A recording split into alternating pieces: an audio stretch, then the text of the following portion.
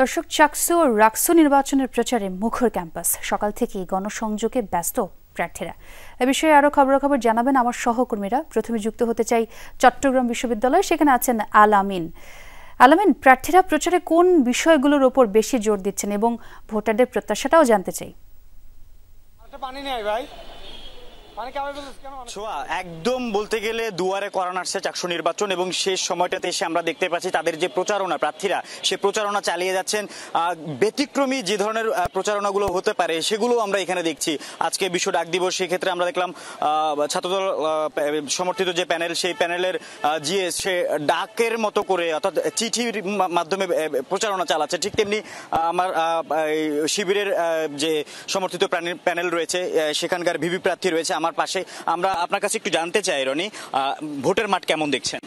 আলহামদুলিল্লাহ, দীর্ঘ ছুটির পরে ক্যাম্পাস খুলেছে। ভোটের মাঠ আমার মনে হচ্ছে শিক্ষার্থীরা অনেক বেশি উৎসুক। নির্বাচনের যে আমেজ, প্রায় 35 বছর পর নির্বাচন, এই নির্বাচনের মাধ্যমে তারা যোগ্য প্রতিনিধিত্ব বাছাই করতে চায়। আমরা আমাদের জায়গা থেকে কমিটমেন্ট দিয়েছি। আমাদের কমিটমেন্টগুলো যেমন হল কেন্দ্রিক, মানে আবাসন, যাতায়াত, চিকিৎসা, খাদ্য, এবং আমরা চেষ্টা করেছি নারী শিক্ষার্থী যারা রয়েছে তাদের যেন সাইবার বুলিং, যৌন হয়রানি থেকে শুরু করে যে বিষয়গুলো আছে সেখান থেকে তারা নিরাপদ থাকে। এই জায়গাগুলো নিয়ে আমরা কাজ করবো এবং কমিটমেন্ট অনুযায়ী আমরা বাস্তবায়ন করার চেষ্টা করবো ইনশাআল্লাহ। আমরা কথা বলছিলাম রনির সাথে। এখন একটু কথা বলবো ছাত্রদলের যে ভিপি সমর্থিত ভিপি পদে লড়ছেন ছাত্রদল সমর্থিত প্যানেলের হৃদয়ের সাথে। একটু যদি বলেন ভোটের মাঠ কেমন দেখছেন, কোনো আচরণবিধি লঙ্ঘন নিয়ে কোনো অভিযোগ রয়েছে কিনা আপনার? আমাদের দীর্ঘ 36 বছর আমাদের চট্টগ্রাম বিশ্ববিদ্যালয়ের শিক্ষার্থীরা বিভিন্ন মৌলিক সুযোগ সুবিধাকে বঞ্চিত ছিল। তো এখন দীর্ঘ 36 বছর পর আমাদের নির্বাচন হতে যাচ্ছে।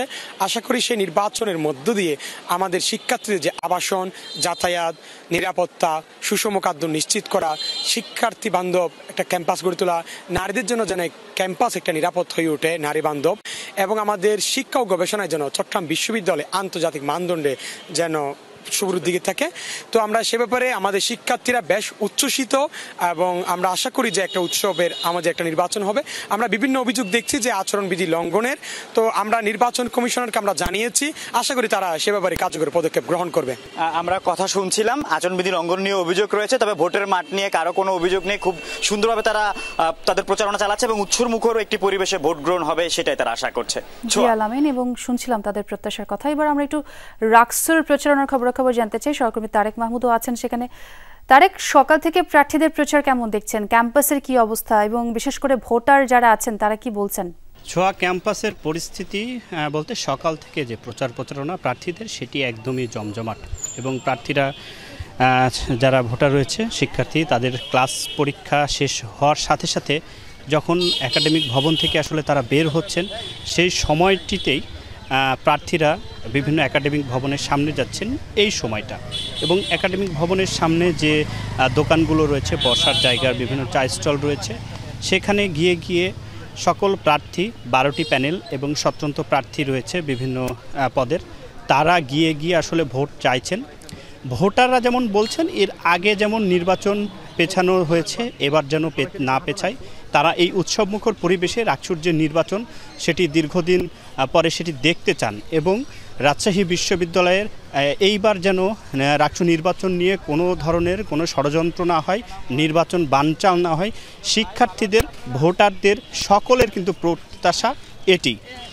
এবং তারা বলছেন যে এর আগে যেহেতু নির্বাচন পেছানোর কারণে শিক্ষার্থীদের, ভোটার এবং যারা প্রার্থী রয়েছে সকলেরই কিন্তু পরীক্ষা, ক্লাস এগুলোতে সমস্যা হয়েছে এবং পড়াশোনায় বিঘ্ন ঘটেছে। তারা বলছেন যে দ্রুত সময়ের মধ্যে, যে নির্দিষ্ট সময়, এই সময়ের মধ্যেই 16 তারিখে রাকসুর যে নির্বাচন সেটি যেন হয়।